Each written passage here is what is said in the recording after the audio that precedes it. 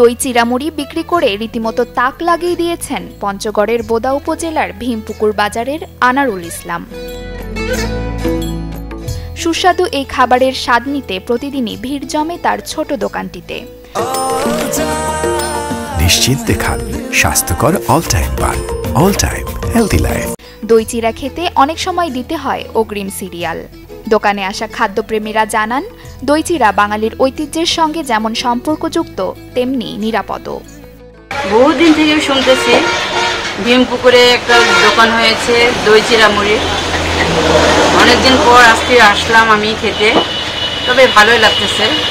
আমাদের যে পুরাতন ঐতিহ্য খাবারগুলো আছে এগুলো সম্বন্ধে নতুন প্রজন্ম যারা আছে তারা জানতে পারে। এক সময় বাপদাদের কাছ থেকে শুনছিলাম আমাদের এই অঞ্চলে আপনার দই চিরা মুড়ি দিয়ে তারা অনেক তৃপ্তি সহকারে খেত। তো মাঝখানে এগুলো আসলে বিলুপ্তি হয়ে গেছে। তো বর্তমান সময়ে আমি শুনলাম যে এইখানে পাওয়া যাচ্ছে, শোনার সাথে সাথে চলে আসছি।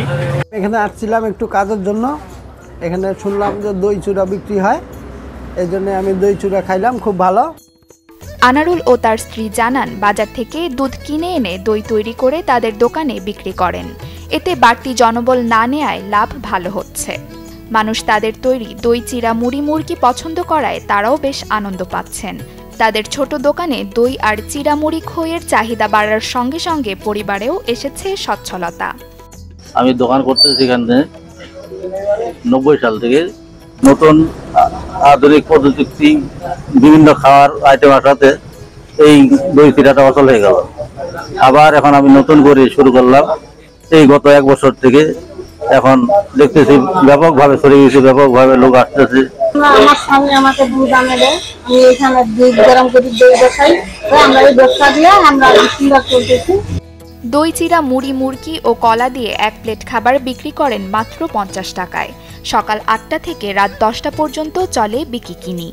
সন্ধ্যার পর থেকে বেড়ে যায় ভিড়। Desk report, channel 24।